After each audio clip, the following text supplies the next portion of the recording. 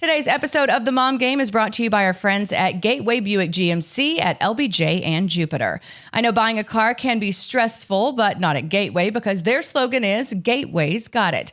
And just what does that mean? Well, it means Gateway's got a wide selection of new Buicks, GMCs, and GM certified used vehicles, all competitively priced. Gateway's got it. In these busy times, you want a car dealer who makes things easy and convenient. Well, guess what?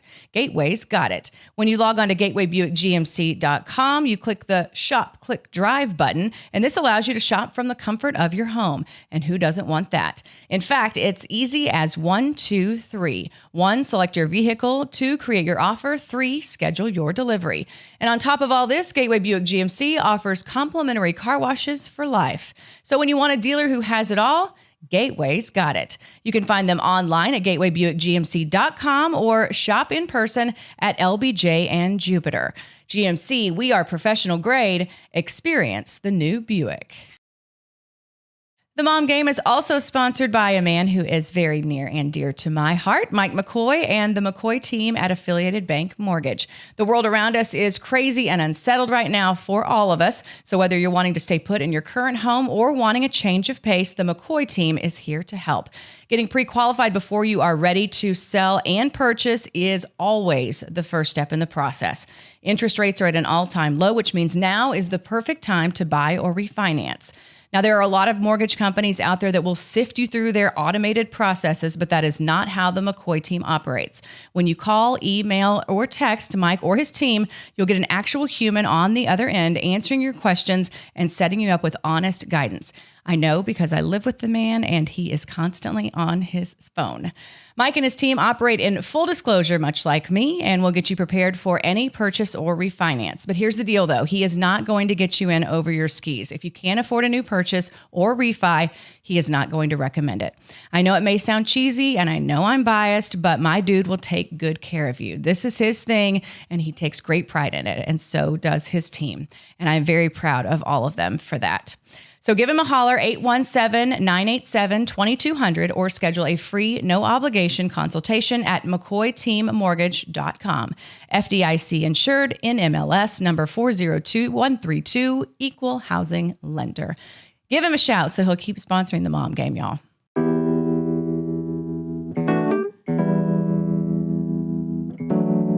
Hello and welcome back to the Mom Game. We are here for another week. I am your host, Julie Dobbs, alongside my co-host, Emily Jones. Subdued intro. So subdued. Okay. You okay over Let's there? take a Okay, let's just take cheers. Cheers. What am I supposed to be doing? I don't know. I was just like, welcome to another episode of the Mom Game. I'm your host, Julie Dobbs.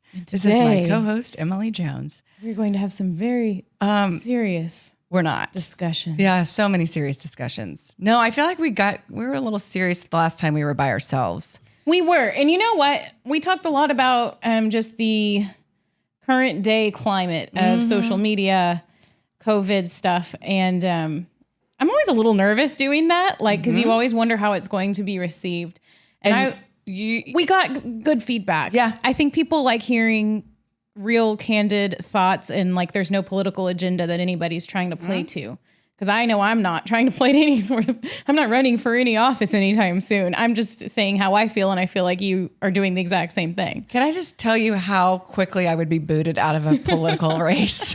Like, do you know how quickly it would be for my opponent to find shit on me that was not flattering? Ooh. What? I mean, we've talked about this. But you can cuss and stuff. I don't think that would be reason for dismissal. I mean, that time I had to got spend more the night in skeletons jail. in your closet?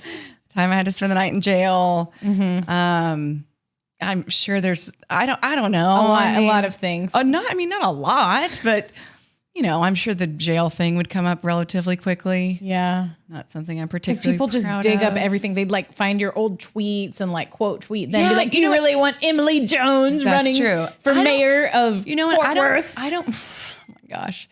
I would be the worst mayor ever. Do you want her serving you? This woman called her child an asshole. Yes, that's true. You want her to represent you? Yeah, they would find that. No, I don't have, I mean, it's not like I've had this total sketchy past, but like when you're talking about running for political office, like I feel like it's a pretty deep dive that people do. Oh yeah. Into things. Aren't you glad that when we were like in college and Oh, high school, there was no social God. media? Can you imagine? No, I can't. And I don't want to imagine. My friends and I will like find an old photo that someone like took and put in an album where we're like kind of drunk and it's like, oh my God. Like, I know. like, can you imagine if that was just blasted everywhere? Yeah. No. I don't think I'd be able to get jobs. No, it's a totally different world. And I am truly, truly grateful for that. I mean, not again, and I'm making it sound like I was just this like hellion that was breaking all these laws and worried about all that kind of stuff. But yeah, I mean, just, it's just, it's political office just isn't for me. Let's just put it that way. So yeah, Same. it's, yeah. But it was a good convo. I felt like last week, but we're not going to be as hardcore serious this week. No. And what I was going to say is you're way nicer than me. And so I feel like you're also more concerned about not like what everybody thinks about you, but you're more of it's not a good thing. You're more of a people pleaser. I mean, I'm a people pleaser to an extent, but I feel like, and it's not that you're trying to make everyone like you. It's just that you don't ever want anyone to feel like, you don't ever want anyone to feel uncomfortable. Yeah, right. That's true. I kind of go overboard with that. I have a question. So like if you were feeling like super stressed about life and work and mom and like someone came to you and was like, hey, could you watch my kid on this day? Or could you do this? Or could you do that? Do you feel comfortable saying no? That's my problem. I don't. Like, I can't say no. Yeah. Even like last Sunday, we went to a play date in the morning and then we had, I played a tennis match in the middle of the day and then we got invited to another play date and I didn't want to say no. So I just overtaxed everybody because I wanted to do, and I wanted to have those mom conversations. I wanted to socialize because Kelly was busy working. And then that night I got home and there was a freaking mound of laundry. I was just so stressed out. I was exhausted.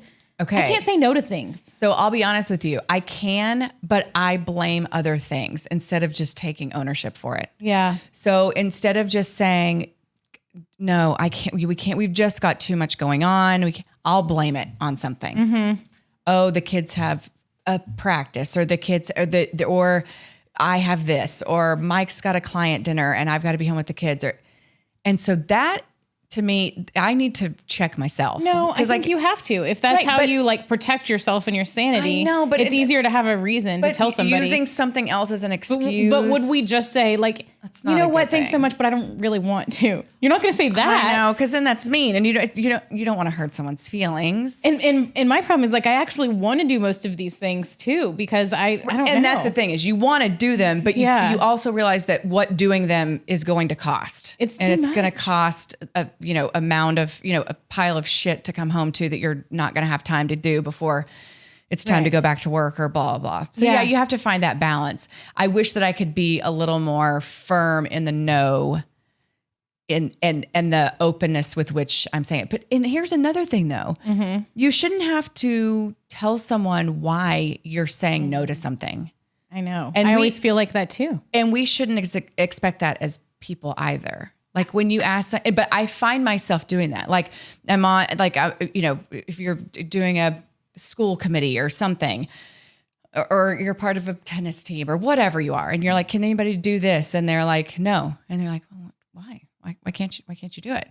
You should respect that they just said, no, they can't do it. You asked them a question, they gave you an answer. You need to have it in there instead of expecting someone to give you a reason why. So that's something you bring up a very good point. I need to work on that. You don't have to give excuses for the reason you answer a certain way, and you shouldn't expect that of other people either. I know. Well, I think I just had an epiphany. Why do we feel obligation when we invite someone, even if you're on the other end of it? When we invite someone to do something and they just like don't come or they don't say, or they say no, why do I feel like I need justification of why? That's a good question. It goes both ways. Because you're like, what, you have something better to do? Like you don't like me? You don't want to hang out with me? You don't want to come to my daughter's baby shower?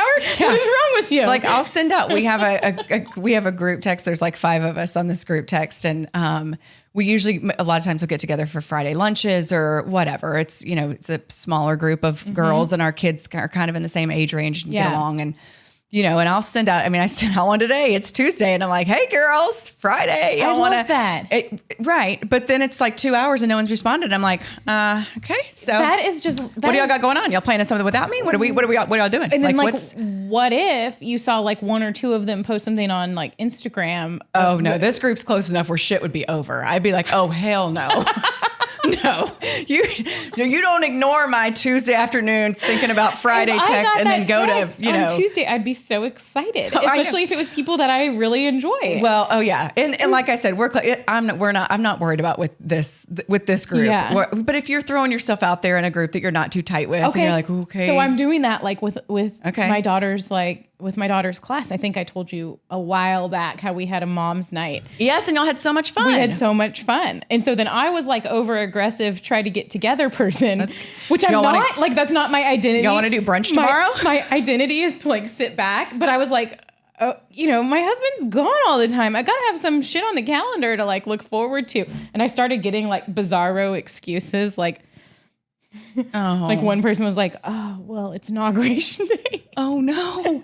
and then, no, they use, yeah. But maybe they like the inauguration was at 10 a.m. And I was trying to do a happy hour.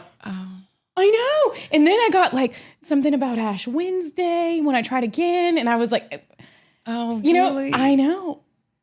Did something happen that happy hour night? Did I say something? I don't know. Bad? We need to replay this. You need to do some recon on this one. Did they did I fart or something?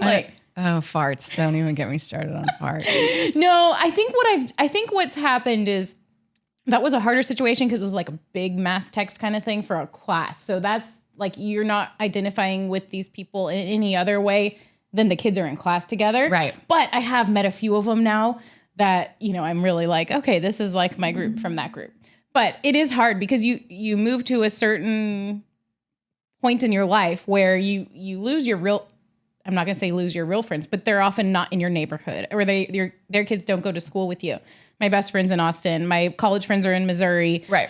A couple of my best friends that were in Dallas have moved away or just are in a different part of town and I don't see them very much. So you're kind of in this weird like mom, I'm looking for friends zone and it's weird. I've never had to like look for friends. Yeah, I remember my friend Sharon, who I met her through our husbands went to high school together. And I remember when Mike and I were dating and she told me, she was like, you'll be friends with with people who have kids your age. And then also went on to say you'll be friends with your husband's friends' wives. Mm-hmm. Like, especially because I was moving over from Dallas to Fort Worth and whatever. And I was like, whatever, girl, I'll be friends with whoever I want to. And then sure as shit, I'm friends with all of, Mike's friends, their wives. Yeah. But not because that it's forced upon me, because they're lovely and I love them. Also and convenient. It's convenient. We do things and we love each other. Yeah. And then also too, I've made friends that are just in my kids' classes and all that kind of stuff that I also thoroughly enjoy. It just happens naturally. It's not some sort of rule book. It's not some sort of, this is the way it's going to be. It's just like, that's the way it just kind of organically happens. It's like, so when you go to high school and you're like, who am I going to meet? Who am I going to be friends with? And who am I going to be in classes with? That never ends. It continues on as an adult. Yeah. Because in high school, you make friends with the people that are in your classes and that you go to school with. And then you hit this weird phase of life where you're just you're a mom and you're working or not working either way. You're an adult and you got to find some friends somehow. Yeah.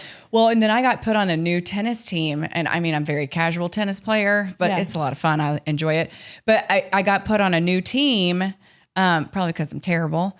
And I just remember being like the first time I walked into drills, I was like late. So awkward. I was like, and I'm like, oh my God, what is happening? I'm like, what's up, y'all? Like trying to be all, hey. And they were like, what are you, you're a lot, like, but you don't know how to handle that kind of stuff. Yeah. I'm like, it's always awkward. It's always. Well, and I try to not be too much. I feel like I'm a lot. You're not a lot. You feel like you're a lot. How do you think I feel? We're both a lot. Thank God for this podcast so we can just like let some of it out. Get some of our shit out so we don't force it on people on our tennis team or mom groups that don't want it. This is true. Or our husbands. They don't want it either. No. Okay. So we do have a couple of things. This is going to be a shorter, we tend to ramble, but we are trying to make this one a little more concise podcast. which I'm sure will happen. So there was a couple things we wanted to discuss on the show. And I texted you last night. I was like, okay, here's a couple ideas for the podcast. We got to tomorrow. get these in. Bedtime and farts was the first one. And then what was my second one? Your Apple Watch. Oh, the Apple Watch. Fucking Apple Watch. You have some sort of interesting, what do you want to start with? fucked up relationship going on with your Apple Watch. So what do you want to start with? Let's start with farts. Okay. So bedtime. I don't know how you get bedtime. Bedtime is a very routine thing in our house. It has been from day one with both of our kids. My husband is ridiculous about sleep. Mike has to have 8 hours or close to it, but he doesn't F around with the sleep. Like the kids never slept in our bed. We've never done that whole mess. He was like, it's bedtime. They need to go down. That's great. Same when they were babies. It was like bottle bath bed. You create this routine and all this kind of stuff. So we've always kept to it. Usually around 7:30, if they don't have sports or practices, anything like that, we try about 7:30 to start the bedtime routine. We read a Bible verse, we do a lesson, we do thankful and grateful. Give us 3 things you're thankful and grateful for today. Go around the room. So a process that should take approximately 4.2 minutes drags on into 15 because Mike and the kids are playing grab ass and farting. And when somebody farts, it's the funniest thing you've ever heard. Okay, so question. Yes. Do they fart on demand? No, I don't know if we're just a highly gassy around bedtime. I don't know. Okay. I don't know if we're just a highly gassy family. I don't know what's happening. But at 9 and 7, my kids, if a fart comes out, it is literally the end all be all of the world. And then I'm thinking like, okay, bedtime. It's time to start calming down. We're doing a little Bible lesson. We're doing thankful and grateful. And then somebody blows their ass out and then the wheels come completely off. And then I lose my patience. And then so last night this happened, and it doesn't happen every night, but it happens every once in a while and gets so frustrated. And so last night I was like, you know what? I'm done with bedtime. You guys can come up here, fart, and go to bed. I'm done. And you know what happened? They all laughed their asses off. Mike included. They're like, how can you not? I just said, so then did you come laugh? Upstairs, fart, and go to bed. And then, of course, I started laughing. And then I'm like, this is all a vicious cycle. Like, this is supposed to be calm time. And so I'm trying to figure out, like, do I just need to chill the F out, like, and just say, enjoy this time because they're not going to want me to put them to bed forever. And I think part of it, too, is the fact that I've worked so much easier said than done. 60 games in the last calendar year. And so I've had more bedtimes than I've ever had in my life. I've had more bedtimes in the last year than I've had ever. Yeah. And so maybe my nerves are just wearing thin and I should just let the farts go and roll with it. So bedtimes are so hard because there's bedtime of like what you perceive it should be. The Bible verses, the calming, the patting on the back, the singing a sweet little song, and then drifting off to bed. And then their kids go and they just dream about how much they love you. Yes. Maybe they ask for one extra stuffed animal and you're like, okay. Sure. But then there's the reality of bedtime where it's just a complete shit show. The kids get like a second wind around bedtime. Oh, no they doubt. turn into crazy people. Mine are doing that at age 2 and 5. Like they're fine. They're sitting on the couch. Bedtime hits. They're jumping on the bed. They're all of a sudden best friends and they're laughing with each other. And then I'm like the asshole that's like, stop laughing. Yes. Yep. And then the other part of bedtime is, as a mom, you're so close. Oh, you're so close. You can taste it. You can taste You're the wine. literally like, your fingers are just wanting to scroll. Yeah. Twitter, Instagram. Mindless shit's going to happen so soon. Glass of wine, maybe put on a Netflix show if the timing is right. Like so much mindlessness is about to start. Yes. Like so much. And then those little jerks, they just want to like extend it. And they know. They have to know. They have to know. And it comes to reading books too. I love reading books. I love reading books with Ryder, especially because he's kind of starting to read. He's really talking about the books and so I feel like an asshole because we're reading books, but I'm trying to get through it. When the kid grabs a long ass book, I'm like, ugh. I know. So true. It's so funny. And the books that are short, so you're like, yep, how about this one? This one. How about this one? He's like, no, Mom, we already read that one. So I've started that you can read to me any time of day before bedtime, before we start the bedtime routine. I will stop whatever I'm doing. I will read. You could read me a book.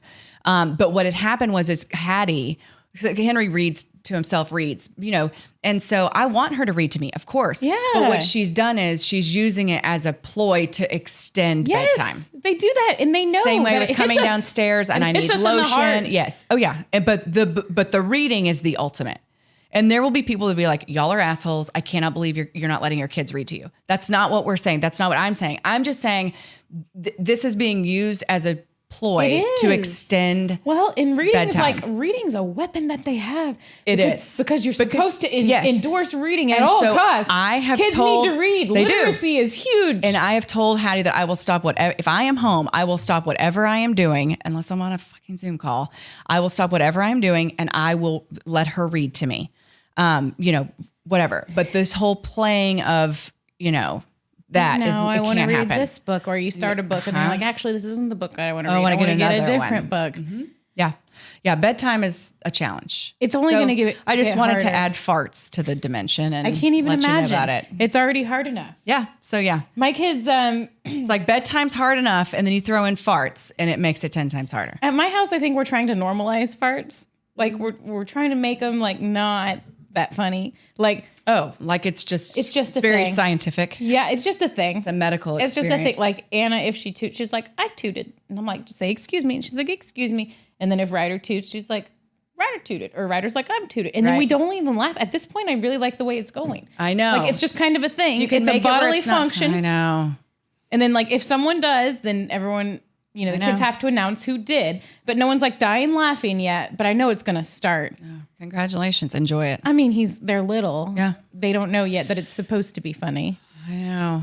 I mean, I'm just telling you, the struggle is, I lost it. Okay, Apple Watch. As you look at your Apple Watch, because I you did. do that a lot. Well, so last night it was like 10:15 and I was finishing up some work in the living room and Mike was already asleep and I looked down at my watch and I don't even know what all these rings are, but I know what they're Move supposed rings. to give to. So there's Yeah. an exercise ring. It closes. I knock that out every day pretty much. It's pretty easy.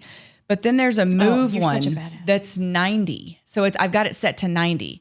And so last night I looked down, it was like 89. So I like walked to the sink. I'm like, 89, it'll get to 90. It wasn't happening. So then I was like, well, F this. It's 10:15. I'm not going to let this, I'm so close. So I'm doing laps around my living room to get to 90. Were you drinking? Then I'm like it was my second glass of wine. I had 2 glasses of wine last night. One at dinner and then one. And you're carrying it around walking? Well, I'm just wearing it. I don't take it off till bed. Okay. I mean, I need the Apple Watch to know how much activity I've gotten right until I get in You're bed. starting to scare me. Wait. Why are you talking like that? Why are your eyes bulging know. out? Why do you need to That's know? what I said. So I sent out a tweet and I was like, yeah, it's 10:15 at night and I'm doing laps around my living room so I can close my move ring.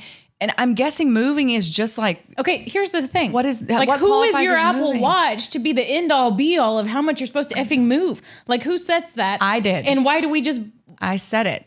But there's different. What do you mean? I set, somebody told me how to set the parameters in the very beginning of the Apple Watch. See, mine just says things, and I haven't set anything. Mine was telling me to breathe for a while, and I was like, "You can go away. You don't tell me when to breathe. Like this is where I draw the line. Like you can tell me to move, you can track my calories, but you're not going to tell me to. I would fucking tell you to breathe. breathe right now. Right. That's why I turned it off. That's why I turned it off. So I don't. You know, like. So, but this is part of my brain. That's what I was gonna say. Like, some people just may not be a fit for an Apple Watch. Are you saying I'm not a fit for an Apple Watch? You might not be a good fit Good. because you let it get in your It's your head. it's domed. I mean, I'm completely domed It's by just it. a watch. It is. You're right. And how fucking accurate can it be? Right. Right. I mean, have I really I burned don't need my 979 watch calories like today? chastising me. I'm trying my best. I know. I'm trying my best. Watch. All right. Maybe You I know, should. or There's maybe you need to like expand the parameters to be a little bit easier on you. I don't know. at least go easy on me on the weekend. So what happens if your watch isn't charged? You freak out. Well, then I'm like, I've got doing all this activity and my watch isn't even calculating it. So like sometimes at night I have a charger that Henry got me that's like a 3-in-1 or whatever. Mm-hmm. And if I don't hook it up exactly right, it doesn't charge. Then I wake up in the morning and I'm like, how am I supposed to run if Like, The am I Apple going Watch to run for nothing? is not going to recognize my efforts. I do feel that way. Like if I'm playing tennis or something, because that's about the only thing I do. If I'm playing tennis and then I look down and we're like a set in or something, I'm like, damn it, it wasn't recorded. Right. I didn't set the tennis thing on the watch. And I feel like it was all done for naught because I could have had so many miles / steps or whatever it is that at the end of the day I use to judge myself. But on the other side of the coin, my watch sometimes will run out of batteries and I won't charge it for like weeks because I just forget. And then I don't even have it. And then I just get used to, like right now, I don't even have it. I noticed that. I'm just kidding. Just kidding. And so it's just not it's not a priority to me. Apple Watches aren't for everyone, but I still think they're for me. Maybe you just need to take a little break. Maybe a spring break from your Apple Watch. Maybe I can take a spring break. So spring break's coming up. It is. What are your plans? I feel like so I'm just like creeping into the elementary age, mom talk, all that. Because Ryder's going to he's going to repeat kinder next year. He doesn't know it yet. He thinks he's going to first grade. So that's something some topic I have to broach. I have to figure out. At some point? Yeah, how to tell him that he's repeating kinder. So we're not fully there yet, but I can tell it's already like a thing. Like spring break is a thing. Like, where are you going? So much of a thing. Are you going to Florida? Are you going skiing? And then like everyone's got to have like their whole family going somewhere and then posting pictures and then spring break. And I'm just over here like, we're working. Yeah. I'm not prepared for it all. Yeah. What's it like? Well, so we tossed around a million different ideas, but because of COVID, Do you feel like you have to, not because other people and judgment and all that. But you have to get the F away. No. But because do kids start kind of saying, is there an age where my son would be like, where are we going? Yeah. Like, oh, why are all my kids going to or my friends going to the beach? So they definitely start asking for sure. Yeah. As a parent, I don't feel pressured because of that. Right. I feel pressured because my husband's going to work from whatever, 7:30 in the morning until 5. And I emotionally, mentally, physically cannot have 9 consecutive days with my children. Included in spring break? He is. He'll take, but he's not going to take off work if we're hanging out at the house for spring break. I see. So that's your excuse take off work. I'm like, I cannot we have to get out of this house. So whether that was why everybody does it. Yes, because you can't be at home for that. I mean, you can. I mean, that sounds so whatever. No, I know. But what you mean. even if we went to go, I mean, I would literally, if we didn't have plans, I would go to Lubbock and visit friends. Like, just not even anything fancy. Just get out the fucking house is all I'm concerned about. I really don't even care where we go. Right. So a few months ago, we were like, are we going to try skiing? Introduce skiing to the family. I'm like, can't think of anything worse. Mike Madonna came and owned us. Exactly. Totally owned us. So congrats, Mike Madonna, for making me feel like a terrible person. No, I'm just kidding. So we ruled out skiing, and then should we go to the beach? And then COVID, you just never know. Like, whatever. So at that point in time, I just booked Hyatt Hill Country in San Antonio and said, if nothing else, we'll go for 4 or 5 days there, and then we have a backup plan. Yeah. And so we're on to the backup plan. So that's what we're doing. Okay, we're fun. Just going down there. We've never been. We're getting away. Yeah. But like I said, honestly, it wouldn't matter if we went to Lubbock and stayed with friends. It's just something. It's just something. I'm wondering, like, my kids right now don't know the difference. If I were to go to Great Wolf Lodge or Florida. Yeah, enjoy that. They wouldn't give a shit. Yep. Enjoy it. Are your kids, like, do they start comparing? You know what? There was a couple of years where they were like, we're the only people that haven't been to Disney World. And like I said, that lasted for like a hot second, and then they haven't brought it up since. Or we're the only kids that haven't been skiing. Hot second. Then like, if you show me you're super, super wanting to experience something, Disney or skiing or whatever, I'll consider it, but you better come hard with it. And they didn't with any of that. So there's some of that where it's like, where did you go? Because I think they tell, where'd you go on summer vacation? Where'd you go on spring break? They have like little time to talk and whatever. But I feel like that was early on when they first started doing that, early on in school, kindergarten, first grade. But now it's just kind of like they talk about it on the playground and whatever. Yeah, I think about that too with like clothes and stuff. Like, yeah. Because you can tell there's like a cool look, right? And cool clothes and how to handle all of that. And when I was younger, we like bust down to middle of Austin, right around like a real fancy neighborhood. So a lot of my friends were really wealthy. Like one of my best friends had 2 brain doctors for parents. Oh. Another one had a plastic surgeon dad. Like that's just the deal. And we weren't that at all. My family was fine, but we were not rich by Right. any means. And I just remember like not even grasping the idea of money at all, or the whole concept of it, and just being a total a-hole to my parents, like, and being like, why are you buying the generic brand of this? And why don't I have this or that? And I remember this thing about Airwalks, because everyone was wearing Airwalks. No, I think that's before Skater after my shoes. time. Yeah, like Jinkos and Airwalks were a total thing. Jinkos, like the big baggy jeans. Okay. And then Airwalks were like skater shoes, and everyone had them. And it was like, I don't know, they were probably like $120 for a damn pair of these ugly ass skater shoes that all the girls were starting to wear. Right. Because the boys liked it. Because the boys were skaters back then. I was a skater boy. Avril Lavigne song. Of course. And I just remember like this one pair, I really wanted this, like these Airwalks shoes with these fuzzy tennis ball like material around it. And just being a total like why can't I have so and so has all the Airwalks? Yeah, I was. And I'm an like, as a mom now, Yeah, I'm like starting I know. to be like, oh my god. I was an asshole about Gerbeau jeans. That's before your time. Yeah. Oh, you don't even know what they are. Well, you didn't know what Airwalks were. But it's because I'm older But than who you, not cares? because you're. It doesn't matter. No, Older's still. not worse. Yeah, Gerbeau jeans, Swatch watch. Did you Swatch watch? Oh my god. No. Oh my god. Oh my god. Oh my god. We had a different kind of watch. Swatch watches. So Swatch watches were big. Swatch watches, Gerbeau jeans. Were they baggy? No, they had the tag on the zipper and it said Gerbeau. It was like a small white tag. God, you don't. Do you even remember know Jinkos? No. Okay, so we have gene differences. Big deal. Right. Again, mine's because I'm old. It doesn't matter. Okay. Yeah. So kids, don't be assholes to your don't be parents if they assholes. can't buy you expensive stuff or take you on expensive trips. Exactly. Be happy with the friend's your house at parents Lubbock. They had a pool and are trying their hardest. We're all just trying our hardest. what else is on our list? This highly organized show. Do you do spring cleaning? You're crazy OCD lady. So I do spring cleaning probably like 3 or 4 times a year.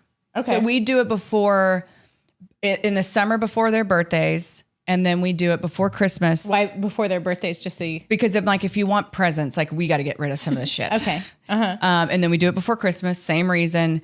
And then we'll usually do it somewhere around this time. So yeah, probably like 3 times a year. Okay. I have no system, as you could imagine. Like I have no system to cleaning my house. I try to like take care of things when they just get completely out of control. And if I'm doing well, I try to prevent it from even getting to that point. Right. So, and I don't have a break. Like I don't have spring break to sit around and like all day, like organize shit or clean shit. So I'm trying my hardest, but I do have to tell this quick story. Okay. Because this company, so remember when we did the hot chocolate bombs? Yeah. Those were brought to us by this wonderful lady from a company called the Family Concierge. And she listens to the Mom Game podcast and basically started this company where they can come in, you pay hourly, or you can be a subscription client where you just pay like a certain amount a month and can have them do whatever you need. Like whatever you subscription. need. That sounds interesting. Yes. Whatever you need in life. Like whether it's picking your kids up from wherever or babysitting or organizing your middle son's closet, because that's the biggest shit show in the house. Whatever it is. So they were so thankful that we talked about them on the show. Like she reached out and she was like, hey, we want to help you out with your house. Like, what would you need? I told her, she said, we'll come over and we'll do like 4 hours of work and help, organize. How many people? Okay. So she came over once, the main lady, and she looked at our house and she talked about like kind of the flow and where we put things and what our days are like and all of that. And basically it was like the main room, the living room has a bunch of toys in it that have leaked into the dining room in like the corner, and then Ryder's room. The toys come from Ryder's room, they come down, and then they don't necessarily go back up. So it's turned into like 3 spots, hot spots, if you will. Hot spots. If there was a heat map of like issues within my house, those would be the hot 3. spots. Okay. And so bless her heart, her name is Lise. Like she came over, she looked at it all, and she was like, okay, let's schedule like next Saturday. We're going to come over and help. So I said, yeah, come on. So that Saturday rolls around. She shows up with 6 ladies. Whoa. I want to say 6. 6 in 4 hours, 6 women. You can do some serious damage. Yeah. And they stayed a little longer than that too.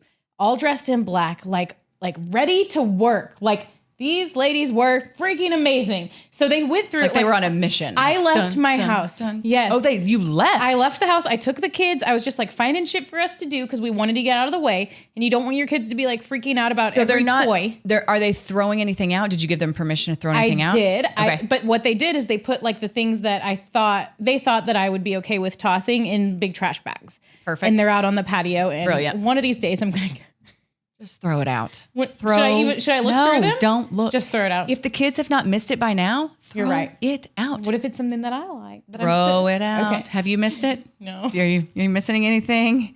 Your heart yearning for any lovey or animal? It was probably going to take Throw it out. It was probably going to take pool season for me to even like have to clear it out because then I need the patio. Throw it out. Okay, so I will. Thank you. So they made some piles of trash. Basically, like they came in, Emily. Like they brought.